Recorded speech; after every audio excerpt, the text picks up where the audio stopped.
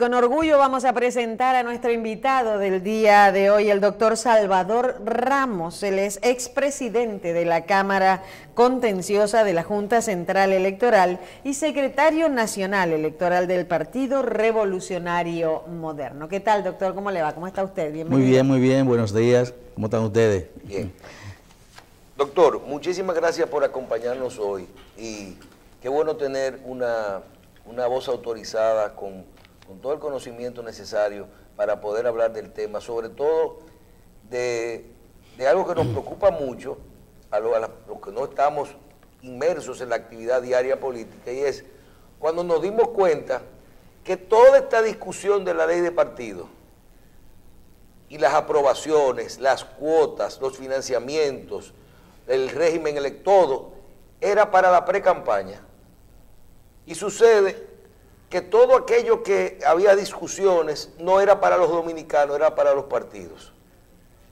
Y ahora lo que sí nos interesa, el financiamiento de las elecciones, del proceso en sí del 2020, los plazos, los topes, las cuotas reales y todo esto, es en una ley electoral que si no se modifica en una legislatura ahora no va.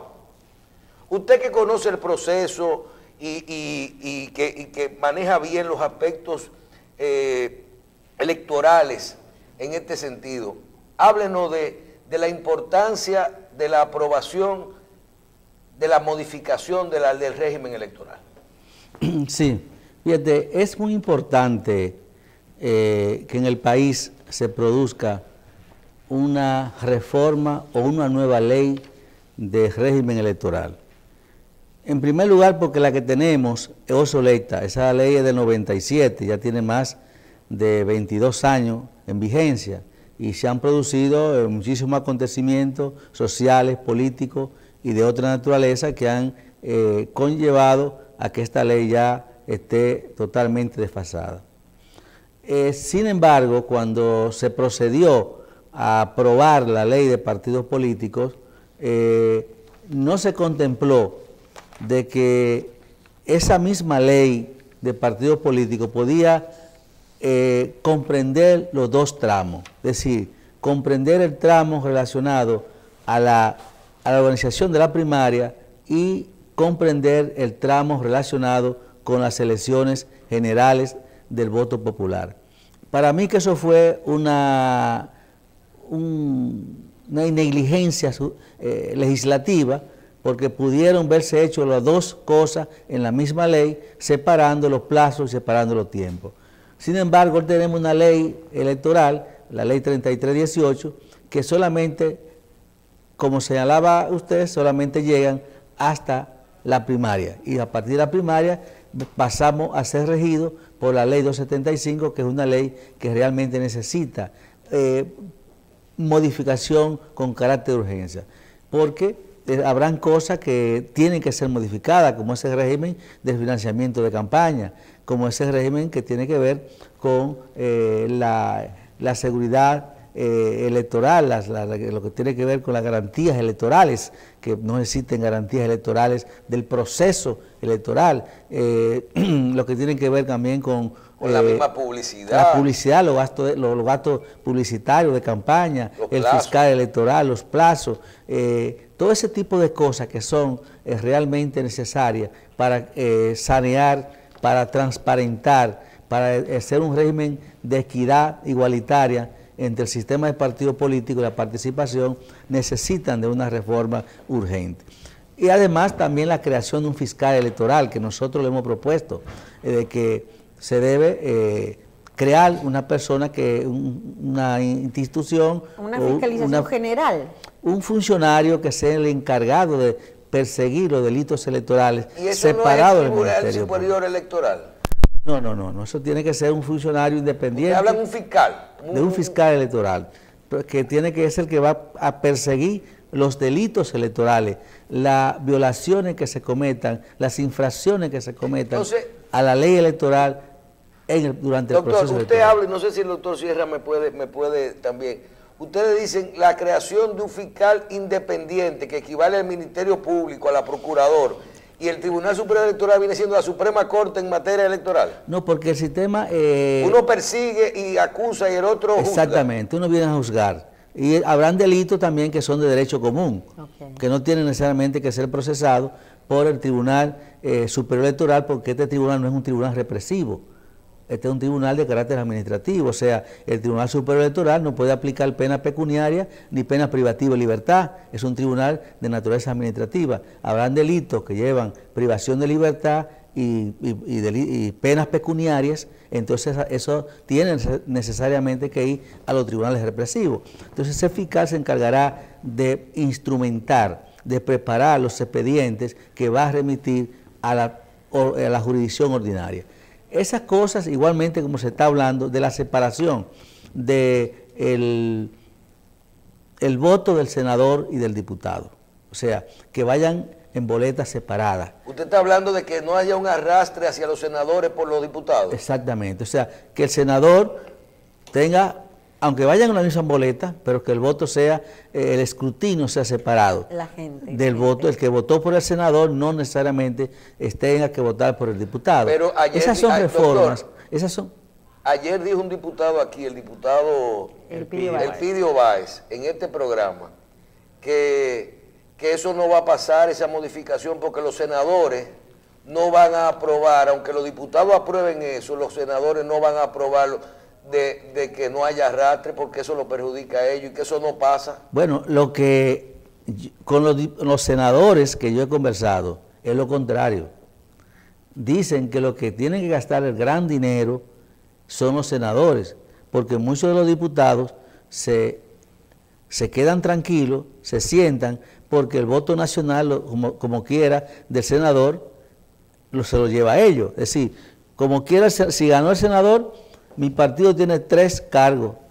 Entonces lo que tratan es de conseguir un no voto pequeño en el voto preferencial para ellos tener el orden de preferencia en la boleta de su partido, pero no se lanzan a buscar el universo del voto nacional, que es el que realmente da el escaño y es el que realmente produce que gane el partido el cargo de senador en esa provincia. Entonces los senadores, muchos me han comentado que están de acuerdo que se separe la boleta en cuanto al voto del diputado y cuanto al voto de senador, el voto de la circunscripción electoral para diputados y el voto de la circunscripción provincial para el senador. Oye, entonces, ¿qué ha pasado? Porque ese voto de arrastre está cimentado en una ley, ¿verdad? Y se viene discutiendo desde hace mucho tiempo que el ciudadano tenga el derecho a votar por un diputado, mas no así arrastrar al senador. No existe realmente, aunque usted acaba de decir que un senador le dijo eso, no existe realmente... No, varios senadores, varios. Existe realmente una contradicción, porque mire, para ser senador es la ley del menor esfuerzo, para ser diputado es la ley del mayor esfuerzo. El diputado tiene que salir a buscar las personas, pero cuando se vota por el diputado, arrastra al senador. ¿No será que realmente existe un choque ahí y no permite, cuando la ley pasa a la Cámara de Diputados, al Senado no aprobarla? Hay una mala comprensión de eso. ¿Cómo se calculan los escaños? A ver. Los escaños no se calculan por el voto del diputado, es por el voto del senador. Y si el senador no sale, el partido no tiene escaño. Okay. Entonces prácticamente para que el diputado pueda salir, tiene que el senador, el partido, ganar la provincia. Es decir, pero... O sea, que si no se calcula en función de los votos que tiene el diputado. El diputado aporta un voto preferencial y se le suma también al voto nacional, porque existe un voto preferencial y un voto nacional. Y el voto nacional, que es el que da la candidatura a senador, es diferente al voto preferencial. ¿Usted comprende? Entonces hay que sacar senador para poder sacar escaño. Si no se saca el senador, fíjense, imagínense ustedes, cada vez que un partido pierde la senaduría, ¿cuántos de senadores saca en esa provincia? Uno o no saca nada. Cuando gana la senaduría, ¿cuánto se queda? Con la mayoría de los diputados. Pero claro, es que debe ser así. Porque el voto nacional es que le da la suma de los escaños que ese partido obtiene en ese proceso eleccionario. Doctor, cuando usted estuvo en la Junta Central Electoral, estaba dividida la Junta Central en dos cámaras, ¿verdad? Administrativa y contenciosa. Sí, al final, porque yo estuve del 98 hasta el 2006 y tuve un periodo que la Junta tenía las dos funciones, era contenciosa y era administrativa. Correcto. Y en el 2006 la dividieron para las funciones contenciosas y la administrativa, pero existía un pleno que ejercía la labor de fiscalización de ambas actividades. ¿Qué pasó? ¿Cuál fue el criterio que primó para quitar la parte contenciosa de la Junta Central? Es decir, ya solamente usted se va a encargar de la parte administrativa y lo contencioso va a pasar ahora a una institución que se llama tribunal. ¿Qué fue lo que primó para quitarle esa función contenciosa a la Junta? Mira, lo que somos mayorcitos de la edad de nosotros, conocemos que en el 2002 hubo una crisis por la elección de la Junta Central Electoral, de que solamente una fuerza política participó en la selección de los miembros, y hubo una situación también de presión para que el presidente de ese momento, que era Morel Celda, saliera de la Junta. Entonces las fuerzas políticas organizadas decidieron separar en tres instancias el tribunal: una instancia administrativa, una instancia contenciosa y una instancia, diríamos, que es el pleno, que era una gerencia general, pero con unas funciones limitadas. Y se acogieron al sistema de que el que administra el proceso no puede juzgar el proceso, que son una tesis que se ha sustentado en el derecho constitucional electoral, de que se podía separar. Y de eso fue la razón, de las causas de que se motivaron. Luego, en el proceso del 2000, con la reforma constitucional del 2010, pues esa reforma que se hizo a la ley electoral en el 2002, a principios del 2003, pues entonces se llevó a la reforma de la Constitución, y hoy tenemos que ya el Tribunal Superior Electoral es un órgano de carácter constitucional para los fines de la administración de los procesos electorales. Forma parte del sistema electoral dominicano, que está separado. Pero ese Tribunal Electoral le está pidiendo ahora al Poder Legislativo que divida las juntas centrales electorales en dos, en administrativo y contencioso. No, y que lo hagan, esa era mi pregunta, y que lo haga, y se rechazó que lo hicieran individual en todas las juntas del país. Fíjese, es una pretensión del Tribunal Superior Electoral de que la separen las juntas electorales en la función administrativa y la función contenciosa. Pero yo entiendo que para este momento, ese proceso no va a prosperar, en función de que el trabajo de las juntas electorales solamente se activa para la época electoral. Las juntas electorales durante esta etapa están muertas, las juntas electorales, no tienen función. Entonces tú vas a crear otras estructuras para también tener poca operatividad, y generando un gasto presupuestal para el Estado. Es decir, no creo que en estos momentos, quizá cuando se desarrolle más, cuando se fortalezcan más las instituciones, se podrían separar las funciones administrativas de las funciones contenciosas. Pero en esta etapa, ya estamos a víspera de unas elecciones, lo que procede es que continuar con el sistema como realmente está operando. Doctor, en la aprobación de la ley de partidos, vimos cómo ocurrió al final una negociación con lo de abierta y cerrada y todo esto, e inclusive el Partido Revolucionario Moderno participó y se logró un acuerdo. Haciendo un ejercicio de que se apruebe la ley de modificación electoral, de la modificación a la ley electoral, dentro de esta legislatura, o como decíamos ayer, o a principio de la próxima legislatura, pero de inmediato, y que se pueda aplicar tanto la ley de partido como la modificación hacia los comicios del 2020.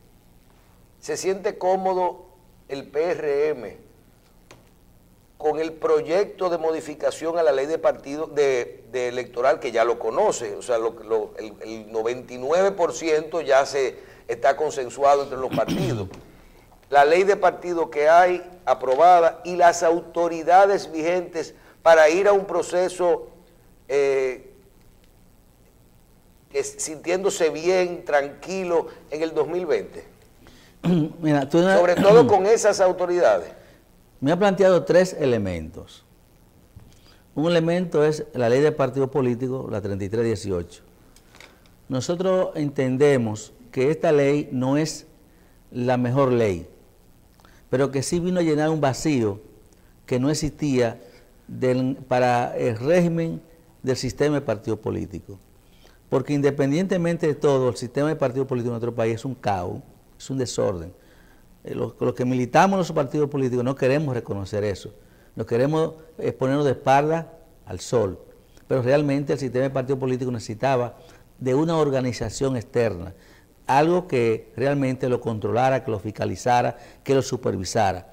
Entonces, la ley de partidos políticos ha venido a regular esas deficiencias, esa poca de apatía que existía en la organización electoral, que tocaba casi la existencia del sistema de partidos políticos, y que es uno de los elementos que nosotros debemos preservar, que la democracia de los sistemas de partidos políticos se permanezca en nuestro país.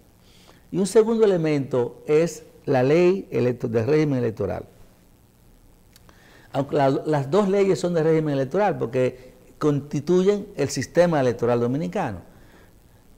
Mira, nosotros entendemos que como decía ahorita, que es urgente la aprobación de una ley de régimen electoral, por una serie de elementos que nosotros señalamos que tienen que ver exclusivamente con la administración del proceso. En lo que no solamente los gastos nosotros entendemos, no solamente fundamentalmente el control de la campaña en cuanto a lo que tiene que ver la administración de las nóminas, el empleo público, el gasto, los planes sociales, claro, ese tipo de cosas que tienen que ser regulados, y es en la ley electoral. Además también nosotros entendemos que las juntas electorales tienen que darse más independencia de la Junta Central Electoral. Una serie de elementos que nosotros como partido político entendemos que es necesario que se produzca una reforma en ese sentido en la ley electoral, y que debe ser para este proceso electoral, que no pueden ser para el 2024. Esperamos que en esta prórroga legislativa que hizo el presidente de la República, Danilo Medina, pues el Congreso pueda sintetizar las aspiraciones que tiene la sociedad dominicana de que se apruebe una ley de partido político. Y un tercer elemento es el que se refiere a los actores que administran el proceso. O sea, nosotros prácticamente como partido estamos en la obligación y estamos conteste de que debemos apoyar y que debemos trabajar con esta Junta Central Electoral. Que hasta este momento la Junta ha dado un mensaje, ha enviado señales de que quiere administrar un proceso con transparencia, con equidad, igualdad de condiciones. Mientras la Junta Central Electoral esté enviando esas señales, mientras la Junta Central Electoral, los actores que tienen que administrar el proceso, esté enviando ese nivel de confianza hacia los actores del sistema de partido político, nosotros como partido, como PRM, no tenemos por qué declarar una guerra que realmente no es necesaria. Y lo que debemos hacer es fortalecer que este proceso de confianza que han enviado los miembros de la Junta Central Electoral se fortalezca, y nosotros acompañemos a que el proceso sea lo más transparente, lo más seguro y lo más diáfano para fortalecimiento de la democracia. Sabemos que este proceso para ellos es complejo, porque van a administrar 3 procesos y quizá un cuarto puede ser. Van a administrar la primaria, van a administrar las congresuales, las municipales, y las congresuales y presidenciales, y si hay una segunda vuelta, habría que administrar la segunda vuelta. Es decir, que en un tiempo, en menos de un año, ellos tendrán que administrar 3 o 4 procesos electorales con mucha complejidad. 4 si hay 2 vueltas. Sí, 4 si hay 2 vueltas. Con mucha complejidad, y mucha inversión de recursos y mucho tiempo y mucho esfuerzo. Por tanto, lo que ellos necesitan es que nosotros, el sistema de partido político, lo ayudemos al desarrollar esas tareas. No podemos dejar de aprovechar la presencia del doctor para tratar un tema que es de voz populi en el país. República Dominicana es un país reeleccionista y le gusta eso, reelegirse y que sus presidentes se reelijan y se reeligen los presidentes de los partidos, y modifican la Constitución. Y modifican la Constitución. No hay ya un partido aquí que no haya modificado la Constitución para precisamente restablecer la modificación. El PRM no lo ha modificado. Oh, y el PRM no es el PRD. Lo que cambiaron de nombre, Michelle. Ahora sí, está cambiaron bien. de nombre. Pues, Hipólito es el candidato del PRM y tenía prohibida la reelección y modificó para reivindicar a Lionel. Pero la pregunta es, diga, doctor. No, te voy a escuchar. Te voy a escuchar. En síntesis, aquí nosotros usamos, doctor, la libre expresión. Usted puede rebatirnos, no tenemos la verdad absoluta, pero la verdad es que el PRM es el mismo PRD, pero cambió de nombre. Entonces, doctor, todos somos reeleccionistas, ¿verdad? Sí. Dijo ayer un diputado aquí sentado del Congreso Nacional que si el presidente decide optar por la reelección y solicita la modificación constitucional, tiene votos de más que le sobran, sin necesidad de comprar. Ha dicho su partido, el PRM, que andan ofreciendo, y otras personas, que andan ofreciendo compra de diputados. ¿Eso es verdad, doctor? Mira, antes de que quiero señalarte que yo además de en el PRM, yo soy el jefe operativo electoral de la candidatura de Hipólito Mejía en el PRM. Que me gustaría que ustedes me den la oportunidad de venir a hablar exclusivamente de ese proyecto del H20 de Hipólito Mejía y nuestros planes que nosotros tenemos para nosotros ganar las primarias en el H20. No, pero vamos a hablar de primarias ahora. Es decir, prácticamente, pero mira, voy a responder a tu pregunta, como un estudiante aventajado para pasar el examen. Nuestro país, tú lo has dicho, es totalmente reeleccionista. Eso no es pecaminoso en nuestro país. La reelección, a mi entender, desde el punto de vista sociológico, solamente se preocupa a la clase intelectual y la clase media alta. Las clases populares no le dan mente a si es reelección o no es reelección. Yo, principalmente, Salvador Ramos, independientemente del PRM, no es antirreeleccionista. Yo, Salvador Ramos. Yo entiendo que la reelección, vuelvo a repetir, no es pecaminosa. Lo que es pecaminoso es que un candidato use los recursos del Estado, el manejo de recursos del Estado para beneficiarse. Que un candidato que se reelija usando los fondos del Estado vaya a captar votos con esos fondos del Estado. Eso es lo pecaminoso. Pero de que la continuidad de un gobierno en el poder, si se maneja dentro del marco de la transparencia, dentro del marco de la honestidad, si no usa los recursos del Estado para ese beneficio, no tiene ningún sentido anormal.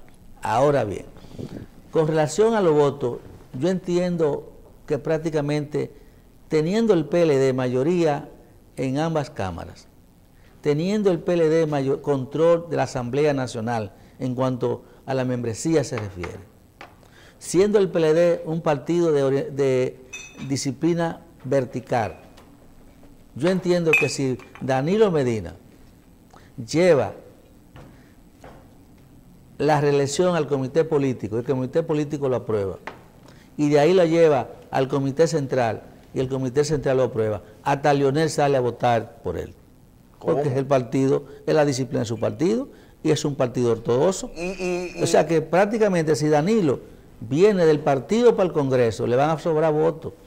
Porque ninguno de esos PLDistas que están ahí, diputados, senadores, cuando el partido diga en sus dos instancias, comisión política y comité ejecutivo, digan que va a la reelección, ellos van todos a votar. Mire, y usted que es representante en adición al tema electoral de la facción de Hipólito Mejía, antes de que hablemos de cuáles son las acciones para ganar la convención o el proceso de primarias y la candidatura por parte de Hipólito Mejía, yo le quiero preguntar, en el proceso pasado, Hipólito Mejía dijo, si es Danilo que va, yo me voy para Gurabo. Y luego vivimos un proceso de convención en el PRM, en el cual ganó Luis Abinader, pero Hipólito Mejía ya estaba, uno vio que ni luchó por el proceso de la convención, ni discutió nada, o sea, fue algo todo pasó, se sabía venir que él no estaba por luchar si el presidente era que iba. En este momento Hipólito Mejía, en el caso de que Danilo Medina en marzo, en abril, en mayo, en junio, opte por la reelección, Hipólito Mejía como quiera se presentará con fuerza en busca de la candidatura a la presidencia de la República. Claro que sí. Cada momento... No se va para Gurabo.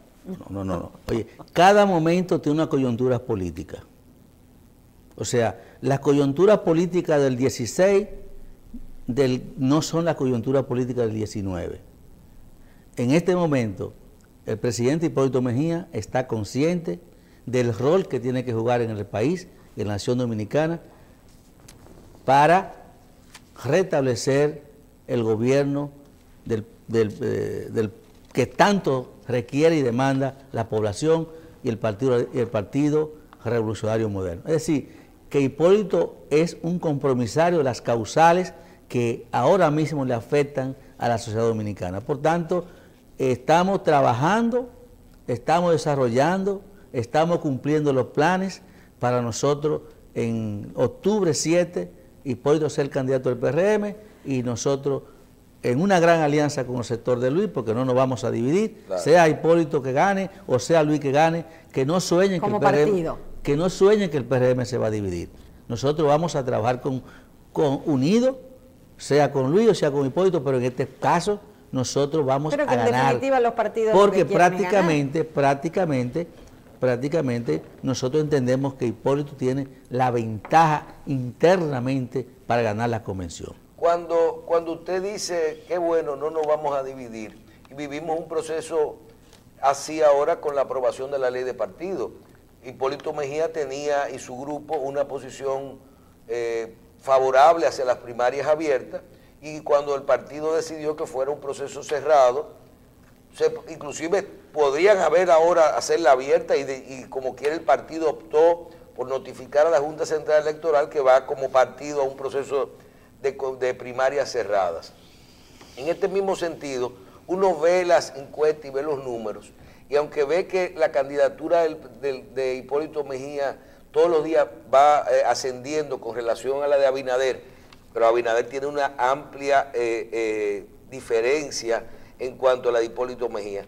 Las acciones que tomarán ustedes tienen alrededor de 6, 7 meses, creo que para agosto, ¿verdad? A octubre, eso es la convención.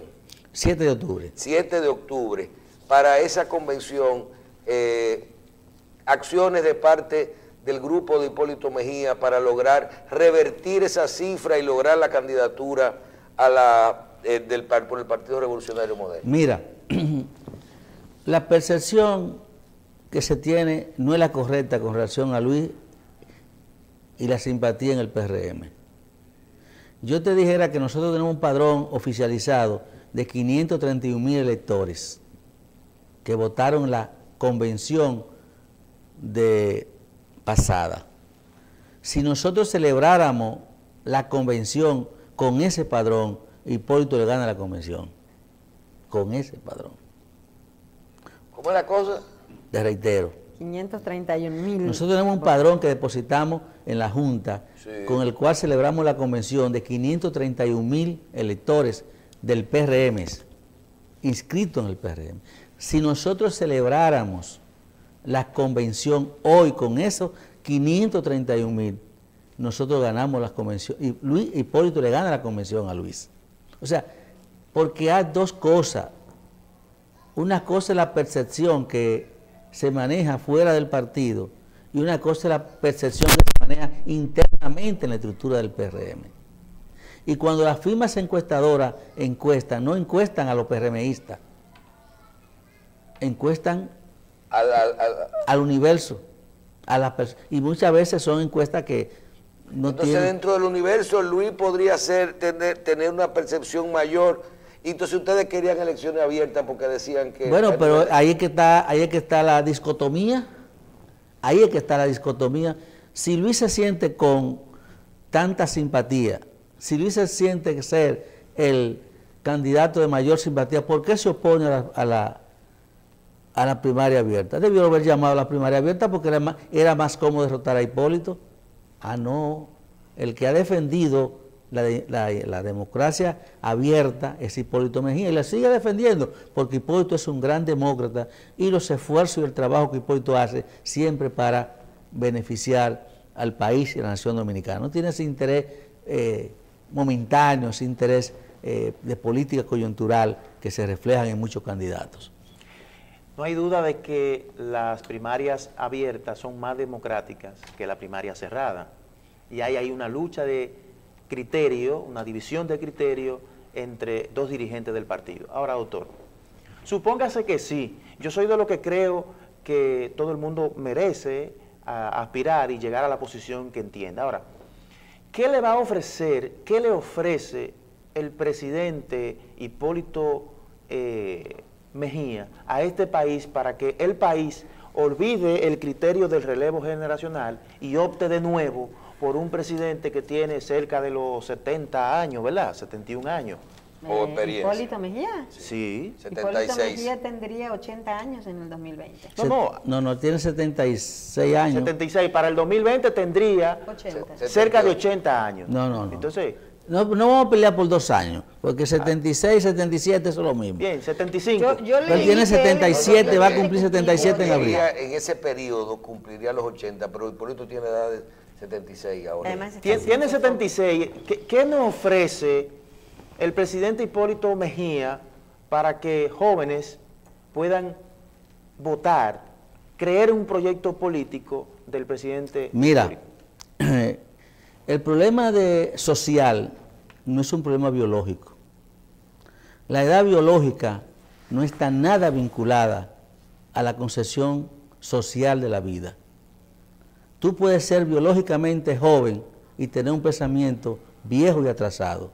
Y puedes ser una persona vieja con un pensamiento nuevo y renovador. Eso es filosofía, doctor. No es filosofía y realidad, porque la política es filosofía y realidad. En el caso de Hipólito Mejía, Hipólito es un hombre con edad, pero tiene experiencia y visión social y sabe lo que hay que hacer. Esa visión social lo compromete también con la juventud, las mujeres, los productores, los campesinos y con todos los sectores activos de la sociedad, con los cambios que requiere la sociedad dominicana. Por tanto, nosotros no podemos ver el aspecto biológico de una persona. Aquí hay muchas personas que son biológicamente adultas, pero su pensamiento es lúcido, de una lucidez increíble. Claro. Y tiene aquí el joven que da pena verlo pensando, pena verlo hablando. Entonces yo entiendo que Hipólito tiene esa virtud, ese señor con esa madurez biológica, con una madurez social, y que el pueblo dominicano tiene muchísimo que dar, muchísimas cosas que aportar y experiencia que hacer para resolver las grandes crisis que atraviesa el país en estos momentos, en la seguridad social, el desempleo, la salud, la falta de la delincuencia, ese sistema de corrupción, todos esos elementos fundamentalmente. Hipólito tiene la experiencia, la visión y la concepción de cambio de la vida. A mí me hubiese gustado, doctor, preguntarle en persona al presidente Hipólito Mejía, sentado en esa silla ahí, diciéndole, presidente, ¿usted cree en el relevo generacional? Sí, él cree. Si él cree, entonces, ¿por qué no le damos paso al relevo generacional? Porque el relevo generacional no es un decreto. El decreto es una concepción. ¿Cómo así? No, porque tú no puedes decretarme a mí o a un muchacho que te genere, porque la política es producto de un liderazgo y de una construcción. Claro. Y si tú no tienes un espacio social ganado en la sociedad, ¿cómo a ti te van a decretar? ¿Cómo tú puedes llamar a un joven, venga usted, reléveme? No, ese relevo tiene es producto de surgir de una legitimidad social que tú la vayas construyendo. Y si tú no has ido construyendo esa legitimidad social, no, porque al Estado no se va a improvisar. El Estado es como una fábrica, una empresa. Tú no puedes poner a administrar a una persona sin experiencia. Ven administrador, el administrador se construye en base al tiempo, en base a los valores y las concepciones que tiene de ese aspecto de la vida y de ese aspecto que tiene de la realidad de esa empresa. Entonces, el presidente Hipólito Mejía cree en la renovación, pero él está construyendo, él está colaborando con la juventud, con las mujeres, con los demás sectores, para que los releven, pero que aprendan de su experiencia y de sus innovaciones que él va a hacer del Estado. Porque la renovación, te reitero, no es un decreto. Usted que tiene una maestría en PLDismo, porque vimos que nos dice que se van a poner de acuerdo en el PLD con relación a la candidatura o a la reelección o no, si es aprobada o no. Y también da una declaración importantísima de parte para todos los PRMistas que garantiza, dice que el PRM se mantendrá unido, gane quien gane el proceso de primarias de este partido. En el caso de cualquiera de los dos sea el candidato del PRM, ¿quién usted entiende que se gana mejor? ¿Al presidente Medina con un tercer periodo deteriorado, con más, un poquito más, el mismo partido, el mismo gabinete, pero un poco más deteriorado, con más logros, con más obras, y con el manejo del gobierno, o a un Leonel Fernández, porque todo está girando ya en base a 4 personas en el panorama electoral? Danilo, Leonel, Hipólito y Luis. Ahí está cerrado el asunto. ¿Qué usted opina? Mira, en la estrategia política del PRM ha trabajado para sacar del gobierno al PLD. No, la estrategia no está dirigida a Danilo ni a Leonel, sino al partido. Por tanto, engloba que esa estrategia, sea quien sea, se va a trabajar para que el PLD salga del Palacio Nacional en el 2020. No podemos decirnos que nos vamos a fácil con Leonel o que nos vamos a fácil con Danilo, porque en definitiva ellos van a estar unidos y van a unificar esfuerzos para mantener el gobierno, porque le interesa mantener el gobierno, y además porque el gobierno no se entrega fácilmente. Entonces nosotros como PRM, nuestra estrategia es enfocar a un partido, no a hombres, porque si creemos, nos ponemos a dividir, que Leonel es más fácil, que Danilo es más difícil, entonces si se da eso, entonces nosotros segregamos nuestra propia fuerza. Nuestra lucha es contra el PLD y el gobierno que ha ejercido el PLD durante estos últimos 16 años, que ha sido de deterioro, de fracaso y de atropello en sentido general a la población dominicana. Bien. Doctor, muchísimas gracias.